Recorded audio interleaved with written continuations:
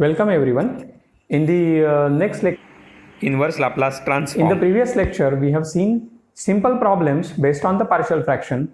Then we have discussed some problems where the quadratic terms are involved. In today's lecture also, we are going to see the problem based on the quadratic factors and some interesting examples from the examination point of view. Let's come to the problem solving. Now we are going to solve this example. Find the inverse Laplace of a square upon a square plus 1 into a square plus 4. If you just look at to this denominator, both the terms are quadratic. So we have to apply a partial fraction such that I can get the inverse of this entire function. Now, if you just have a look here I am having a square, here also I am having a square, here also I am having a square terms. Now what I do is, I just replace the a square by x. What I am getting now? So I am getting this is equal to x divided by x plus 1 into x plus 4. Is it? Now just have a look here. Now this is a problem where the denominator factors becomes linear. Is it? Now it is very easy to evaluate a partial fraction for this. Let us begin with it. X divided by x plus 1 into x plus 4 is equal to a upon x plus 1 plus b upon x plus 4. This is x is equal to a into bracket x plus 4 plus b into bracket x plus 1. Now we will make a substitution. Put x is equal to minus 1. Because of this, I will get this bracket as 0. Minus 1 plus 4 becomes a 3. Hence, I am getting minus 1 is equal to a into 3. So this implies a equals to 1 by 3. Now we'll make a substitution. Put x is equal to minus 4. That's why this bracket is going to be a 0. Minus 4 plus 1, that gives minus 3. Minus 4 plus 1 gives us minus 3. On the left hand side we have only x, we get minus 4 there. So minus 3b is equal to minus 4. Hence this implies b is equals to 4 by 3. Therefore we get x divided by x plus 1 into x plus 4 is equal to 1 by 3 into bracket 1 upon x plus 1 plus 4 by 3 into bracket 1 upon x plus 4. Okay. Now we will make a resubstitution over here.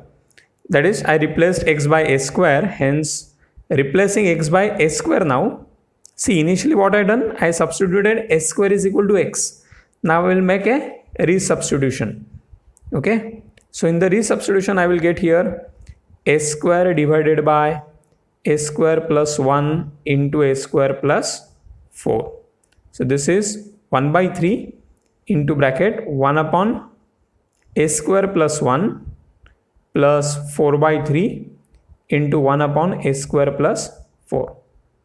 By taking inverse Laplace on the both sides, 1 upon a square divided by a square plus 1 into a square plus 4 is equal to 1 by 3 into L inverse of 1 upon a square plus 1 plus 4 by 3 into L inverse of 1 upon a square plus 4. Hence, this is 1 by 3 sine t plus 4 by 3. Here a square is 4, therefore a is 2. Hence, I am getting 1 by 2 sine 2t. Therefore, my final answer is 1 upon 3 into sine t plus 2 by 3 into sine 2t. I hope this problem is clear. See, both the terms are quadratic in the denominator part. To perform its partial fraction, what I did, I replaced a square by x. Now why it is possible? Because in both the terms only a square is present, as well as in the numerator part a square is present. That means wherever I have a term of s in the entire problem, it is a square. That's why this is feasible. Otherwise, it will not possible. Means, suppose for example, if I have a problem like this, L inverse of say s divided by a square plus a square into a square plus b square. Yes, s divided by a square plus a square into another bracket a square plus b square. Now this problem becomes quite difficult to evaluate as their numerator is s, so we cannot apply this procedure. So it is the problem is not difficult. Only thing is you cannot apply this process. Okay, just remember this. Now we will discuss the another example. Here what happens is there is one quadratic term. Of course this is a quadratic, but it can be splitted as a linear product of linear terms as s plus 1 bracket square is present. So when I go for this particular example, if I follow the partial fraction, then how many terms are in the denominator? This is my question. I'll just write this. Till that you can think of it. How many linear terms are there? Means how many linear terms I can obtain here. Here s plus 1 square, that means there are 2 terms. Now s square plus 1, as there are a quadratic, so we can count for 2. So 2 plus 2 becomes 4. Hence we require the 4 constant a, b, c and d.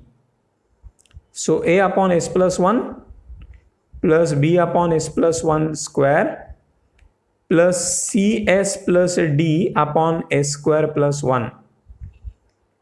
Now we'll make a denominator common. So s is equal to, now which term is missing? Yes, here we required s plus 1 square, only s plus 1 is present. So a into s plus 1 we will get. And of course the second term, that is s square plus 1 plus b into, yes, this term is present, only this is missing. So s square plus 1 plus cs plus d into s square plus 1 is present. That means this term is present, this is missing. So we will have this. Now we'll make a substitution. Put s is equal to minus 1. So when I substitute s is equal to minus 1, this and this will becomes a 0. Only the middle term will survive. So hence minus 1 is equal to b into minus 1 square plus 1.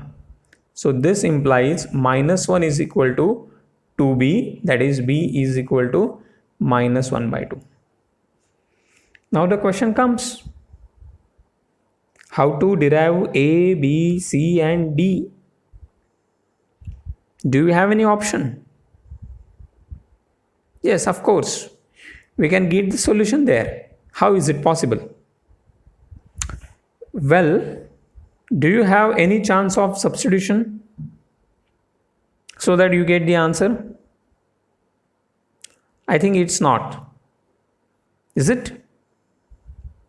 Then what to do?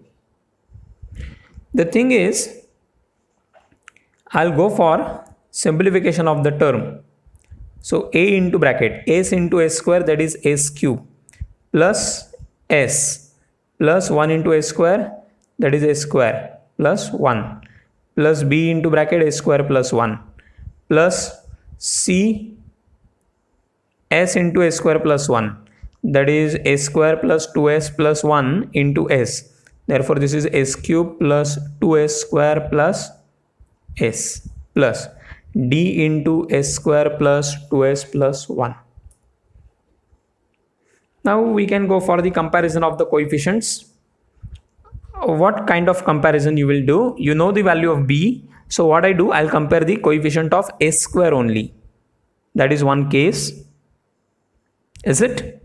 In the another way, yeah, of course I can means we can consider the constant terms also. That is the second way. Is it? So you have as many possible choices. Either you can compare the coefficient of s, you can compare the coefficient of s square, you can compare the coefficient of s cube, and so on. Is it?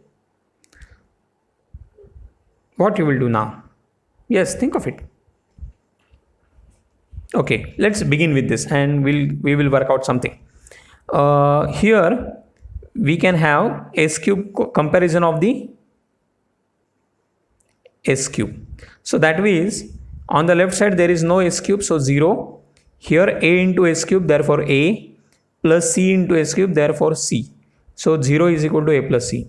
When I compare the s square, then what I am getting? There is no s square on the left, so 0 is equal to a into s square plus b into s square plus 2c into s square and d into s square. When I compare the coefficient of s, yes, of course, on the left side there is 1. Now a into s, there is no s term here, plus c into s, therefore coefficient is c plus 2d. Now we can compare the constant. There is no constant on the left side, so 0 is there. A into 1, that is a, plus b into 1, that is b. There is no constant here, and here it is d. I hope this is now clear to everyone. Okay, is this fine? Sure. Now you have these 4 equations, out of which the b is known to you. That means I can write this as 0 is equal to a plus c. As b is minus 1 by 2, we'll shift this to the left. 1 by 2 is equal to a plus 2c plus d. Now here it is 1 is equal to a plus c plus 2d. And here it is 0, when I substitute b as minus 1 by 2, we get 1 by 2 is equal to a plus d. So these are the different choices we have.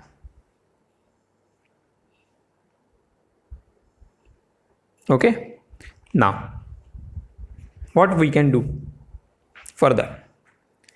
Yeah, of course, from these 2 equations, this one and this one, from the first I can say c is equal to minus a, and from this we can have d is equal to 1 by 2 minus a. If I substitute it here, we can derive the value of a. So 1 by 2 is equal to a plus 2 into minus a plus d. The value of d is 1 by 2 minus a. So this 1 by 2 and 1 by 2 will get cancelled. This plus a minus a will get cancelled. So we have minus 2a is equal to 0. This implies a equals to 0. Now as I am getting the a as 0, as I am getting a and a as a 0, from this we can say c also 0. And what about d? 1 by 2 is equal to 0 plus a d. This implies d is equal to 1 by 2. Hence what I am getting, s upon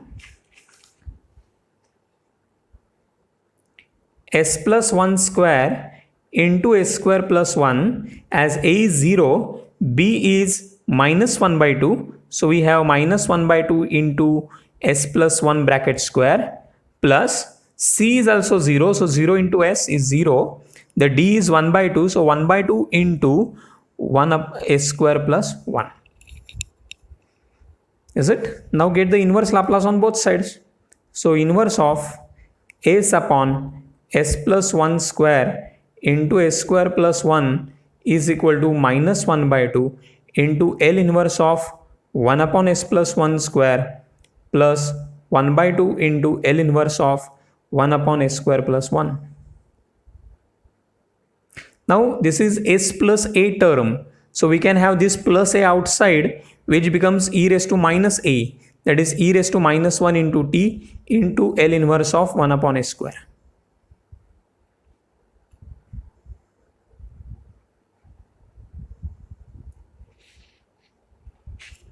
The further, this is minus 1 by 2 e raised to minus t into L inverse of 1 upon s square is, yes, it's a simply t, is it, plus 1 by 2 into, what is inverse of this, sin t. So one can take 1 by 2 common, sin t minus e raised to minus t into t. This is our required answer. Is it clear? Okay. So this is about the partial fraction. In next lecture also we would like to discuss few more problems on the partial fraction. It will be means this practicing the problems based on the partial fraction will be helpful for you from examination point of view. Thank you everyone.